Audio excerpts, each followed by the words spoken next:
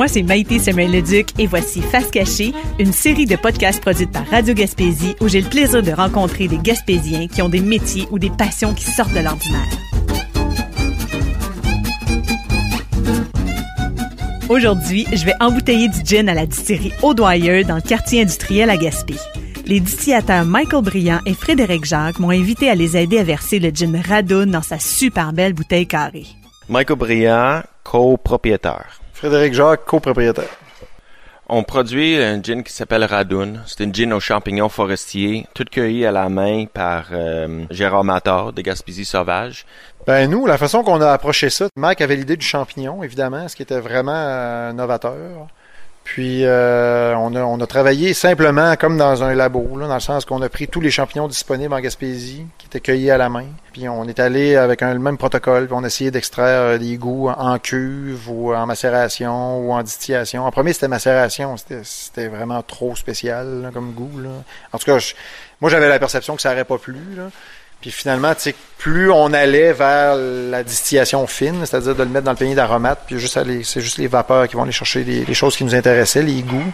Mais à ce moment-là, on est allé plus vers là. Puis là, on a testé tous les champignons, encore une fois. Tu sais, il y a une histoire de dosage, d'assemblage de champignons. Ça a quand même été long puis compliqué, là, mais c'était ça le thrill, là. C'était de dire, waouh, on va faire quelque chose de nouveau, là, parce qu'il n'y en existe pas. Là. Ou s'il y en a, les gens le cachent, je sais pas, là, c'est pas mis en valeur pantoute. Là. Puis nous, vraiment, on le voit avec le champignon, ça peut pas être plus évident que c'est un gin qui était aux champignons. Puis c'est les champignons qui apportent des subtilités, comme les brûlures, la rondeur en bouche, le côté sucré même, là, c'est vraiment spécial, là, je te jure. Si je te donnais des armillaires de miel, là, quand on les distillait, là, vraiment, tu as un arrière-goût sucré. C'est vraiment particulier. Fait que c'est comme ça qu'on l'a bâti. Fait que c'est un gin classique. T'sais, on se démarque à ce niveau-là. Le goût est quand même classique. Il est pas trop parfumé, puis il est pas trop baie de genévrier, mais évidemment, il y en a beaucoup. Mais ce qui est vraiment particulier, c'est la façon dont on le fait. Puis quand les gens viennent, comme on a eu une équipe allemande là, qui est venue pour la télévision allemande récemment, là, ils ont trippé bien raide, les gars. Là. D'abord, ils pensaient que c'était un garage, là, puis Mike, c'était vraiment ça. Là. Mais tu sais, parce que nos installations, c'est super simple, là, tu sais, c'est quasiment spartiate, là, je veux dire, ce qui les a fait triper, c'était de voir, on a sorti le gin basket, puis on leur a montré vraiment, on dirait, c'est plein de champignons, on a capoté de voir le goût à la sortie de l'alambic, puis le produit fini, une fois qu'il a vieilli, tu sais, justement, qui est plus complexe, puis qui... Fait que c'est plus là-dessus. C'est une fois que les gens sont venus visiter la distillerie, là, ils deviennent nos ambassadeurs tout de suite, parce qu'ils en reviennent pas de voir qu'on fait ça tout à la main, puis qu'on utilise des champignons pour faire le gin. Tu sais. Fait que c'est ça qui est pénible un peu dans notre pitch de vente. Il faut aller beaucoup conscientiser les gens que c'est pas en ouvrant la bouteille, ça sentira pas le champignon de Paris qu'on achète à l'épicerie. Tu sais, il y a 3000 champignons sauvages au Québec, puis il y en a pas un qu'on utilise qui sent la même chose. Là. C'est complètement hallucinant. Là. Mike travaille fort là-dessus, là, de faire la publicité, de dire, écoutez, là, goûtez-y pour voir, vous allez voir, puis venez voir comment on le fait, puis c'est à ce moment-là que les gens sont vendus. Là. C'est un bon produit de base. Vendre un bon produit, c'est pas dur. Là. Puis en plus, quand c'est authentique, là, c'est comme fantastique. Ben, je voulais utiliser de l'eau de Douglastown, mais il y a tellement de minéral dedans que ça varie tellement. Fait que le goût va quand même changer. Donc, c'est mieux d'avoir un produit qui est vraiment standard.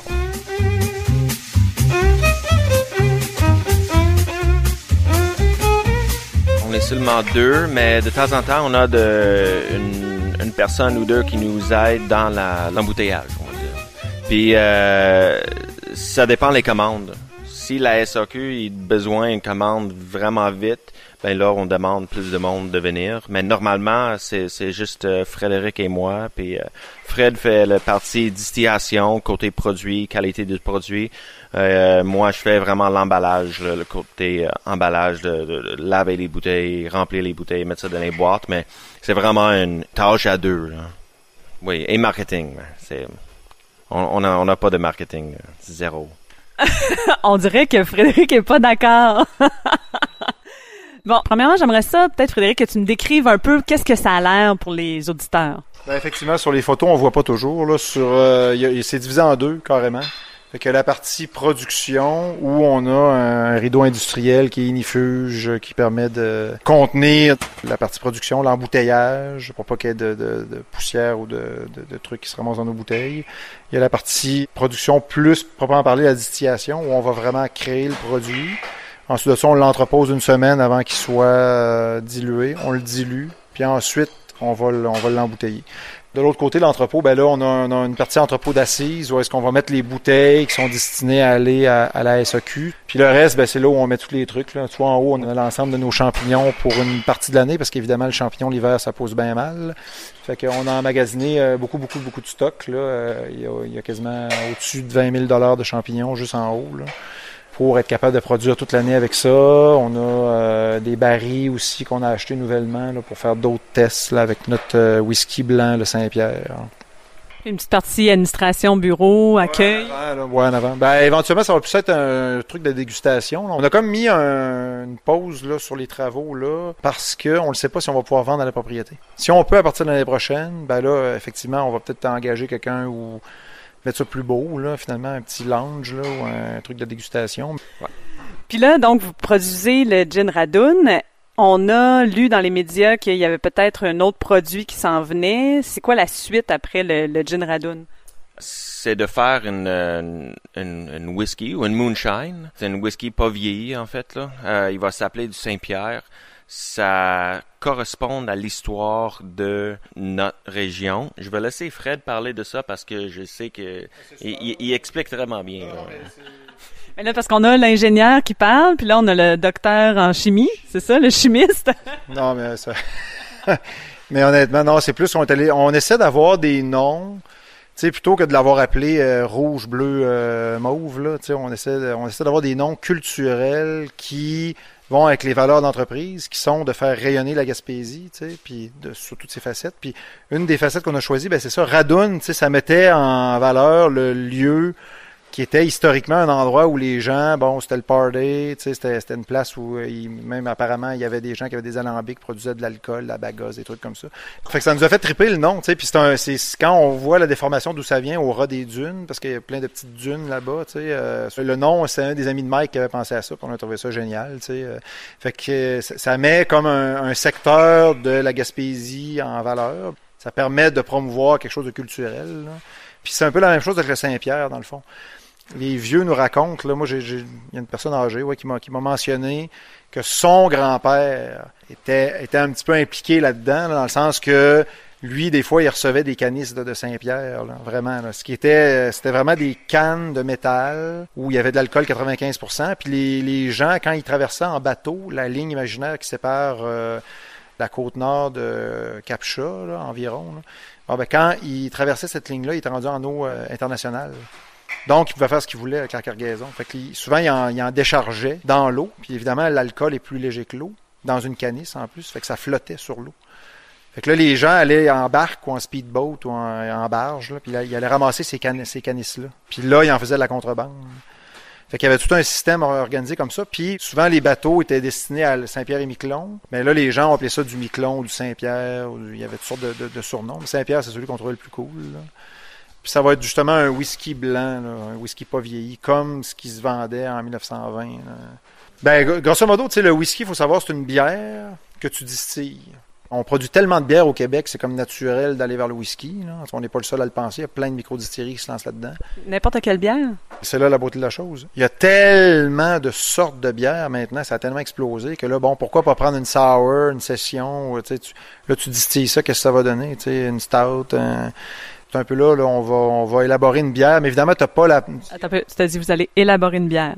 Vous avez comme projet de faire de la bière, puis après ça, de la distiller pour faire le whisky? En sous-traitance, présentement, c'est Cap Gaspé. Là. L'équipe d'Audrey-Anne puis Claude vont nous préparer quelque chose. Fait qu'on va commencer ça, parce que ce qu'on avait déjà, c'était une bière de fermentation spontanée, assemblée avec un cidre, qui avait été vieilli dans une barrique. Là. C'était assez capoté. Là. Oh, ouais, quand même. Puis ça a donné quelque chose d'intéressant, mais c'est pas le Saint-Pierre, là, tu comprends. On veut quelque chose de plus structuré où on a plus le contrôle. Là. On va avoir un malt bien défini, puis on va ajouter des couches de complexité après. Là. tu parles de contrôle, mais comment vous faites pour que ce soit assez standard comme goût, ou est-ce qu'il y a des différences, ou comment ça... On fait, comme là, hier, on a essayé une nouvelle façon de faire, là, qui était assez spéciale. Mais non, on essaie toujours de changer un petit peu. C'est comme de l'amélioration continue, là. Essayer de voir, y a-t-il des techniques plus efficientes, on peut-tu faire mieux, là, finalement. Mais jusqu'à maintenant, on revient toujours à la même bonne vieille recette, là. On va, jusqu'à temps qu'on n'ait pas un équipement beaucoup plus gros, on va garder la même cadence. Parce que là, c'est un petit alambic de rien, là, mais quand éventuellement, on va avoir quelque chose d'à peu près 1500 litres, avec un gros gin basket où on peut loger tous nos champignons, ça prend vraiment beaucoup de place dans le panier d'aromates, là. C'est combien de litres présentement? C'est juste 500 litres. Là. C'est rien, sans blague. Là. Ça a l'air gros. Là, mais, fait que notre but, ça serait d'en faire 1000 par jour. Fait que, tu comprends? Si on a quelque chose d'environ 3 fois plus gros, en optimisant un petit peu, là, on va faire à peu près 1000 bouteilles par jour, avec la même bonne vieille technique. Là. Parce que tu as plein de techniques, tu as plein de façons de faire. Tu as des macérations, des distillations, des macérations distillation. Il y en a avec des gin baskets, il y en a distilling on the herb, ils mettent vraiment tous les ingrédients dans la cuve pendant que ça bout. Tu sais, t'as plein de façons de faire différentes. Là. Nous, on y va avec le gin basket parce que le champignon, quand il est dans la cuve, on s'est rendu compte qu'il cuisait. Là. Il donnait comme un goût vraiment spécial, mais pas intéressant. Là. Puis l'arôme qui est vraiment spécial, on va la chercher. C'est plus approprié de le faire au gin basket, là, vraiment. Qui est comme la technique la plus raffinée, mais la moins efficace aussi en même temps. Là. C'est quoi la technique du gin basket? C'est un gros panier dans lequel on met les ingrédients. Fait que la vapeur d'alcool passe à travers ça. Puis ça va aller chercher, comme un parfum, là, disons. Là. Tu vas aller extraire des composés intéressants avec un alcool. Ben, nous, c'est la même chose. L'alcool va aller extraire des petites molécules, des petits esters, des petites molécules très volatiles. Puis ça va aller les mettre en solution. Après ça, là, ça se condense, puis on recueille ça. Puis finalement, on peut le diluer, l'embouteiller. Donc, vous avez toujours la même recette. Moi, j'ai quand même essayé de goûter. En fait, c'est arrivé une soirée où on avait trois différents lots, c'est ça, merci. Puis, je t'avoue que ça goûtait pas pareil. Ah, ouais. Mais là, il y a une histoire de vieillissement aussi. Je sais pas quel lot t'avais. Le 1, le 2, le 1, le 3, le 4. Ah ouais, ok, c'est ça. Mais il y a une histoire de vieillissement parce que le 1, c'est notre plus jeune, c'est le plus vieux lot. Là. C'est lui qui était fait le plus tôt. 3, 4, 5, normalement, ça devrait pas mal être pareil. Fait que, mais 1, 2, 3, là, ouais, il y avait des écarts majeurs, là. Parce qu'on avait commencé à produire, puis là, la SAQ nous disait, on va venir chercher votre stock au mois de mars. Fait qu'on avait dit à l'époque, OK, on fait le lancement le 17 mars. Mais finalement, on n'avait jamais eu de nouvelles. Fait que c'est resté, ce stock-là, comme en vieillissement pendant plusieurs mois, avant que finalement la commande parte le 1er mai. Fait que oui, il y a un effet sur le vieillissement, puis on le voit. Là, moi, quand je déguste des vieux lots, là, je me rends compte, waouh. Donc, est-ce qu'il faudrait idéalement laisser sa bouteille un petit peu dans le bar à la maison avant de pouvoir y goûter? Ben nous, on essaie de faire vieillir la bouteille 6 semaines avant qu'elle se rende sur les tablettes de la SAQ. Là. Le goût va vraiment changer, puis on le sait pas jusqu'à quel point ça va changer. Hein. Franchement, là, on va se dire la vérité, on le sait pas. Là. Fait que quelqu'un qui a le lot 1, moi j'aimerais ça que ces personnes-là gardent la bouteille le plus longtemps possible pour voir dans le temps. Cela dit, les gens étaient pas tous d'accord sur qui aimait quoi, puis ça dépend vraiment des goûts. Là, donc, Il y a aussi un petit côté perception. Là. Si je te dis qu'il y a un changement, tu vas le percevoir même s'il n'est pas vraiment là. C'est vraiment très fort, ça. Je te jure que c'est vrai. Je sais pas si vous les avez remarqués sur les médias sociaux, mais on les voit souvent, puis ils ont du contenu super intéressant. Je leur ai demandé comment ils se distinguaient par rapport aux autres microdistilleries qui sont présentes un peu partout au Québec. Il faut qu'on regarde qu'est-ce qui se passe sur le marché avec les autres compagnies. On regarde à certaines distilleries qui fait plein de marketing avec des belles photos, puis on regarde ceux qui fait moins. Après ça, on va regarder leur présence sur le marché. On va pas copier qu'est-ce qu'une autre distillerie va faire en termes de marketing, mais on va faire quelque chose de similaire. Ils prennent des photos, mais nous, on va prendre des vidéos, on va prendre d'autres styles de photos, on va être plus comme présent. Puis aussi, l'effet qu'on est dans Gaspésie, les Gaspésiens sont très fiers de leur région. Il y a ainsi beaucoup de Gaspésiens ailleurs, là, partout au Québec. Donc, c'est comme des ambassadeurs. Fait que c'est pas juste une affaire d'on mettre des photos sur l'Internet puis notre travail est fini. C'est vraiment tous les Gaspésiens sont comme des ambassadeurs. Là. Fait que c'est comme un travail de tout le monde. Puis vu qu'on essaie toujours d'être hors de la norme en termes de qu'est-ce qu'on fait, quelles sortes d'ingrédients on utilise, quelles sortes de bouteilles carrées, rondes on utilise. Donc, il faut qu'on soit différent. Parce que si on est en Gaspésie, vu qu'on est tellement loin en termes de transport, de coûts, de tout, on est perdant. Quand je regarde le crevette, Chocrotap, Gaspésie sauvage, c'est des produits extraordinaires, mondialement connus. Donc, c'est ça la mentalité des Gaspésiens. Fait qu'on a juste pris ça, puis on court avec. Puis ça marche à date.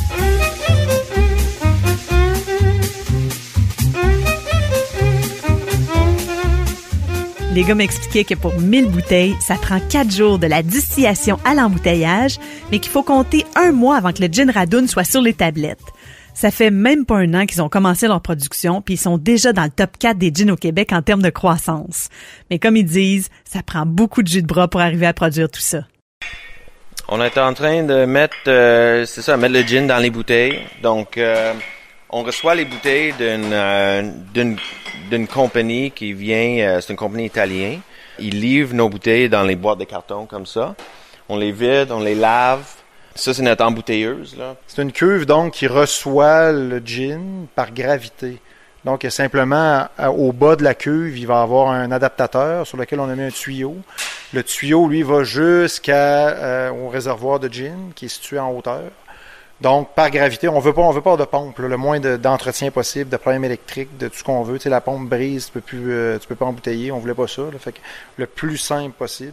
Donc, par gravité, le gin va arriver dans le tuyau, va remplir la cuve, puis il y a une petite flotte, comme une cuve de toilette.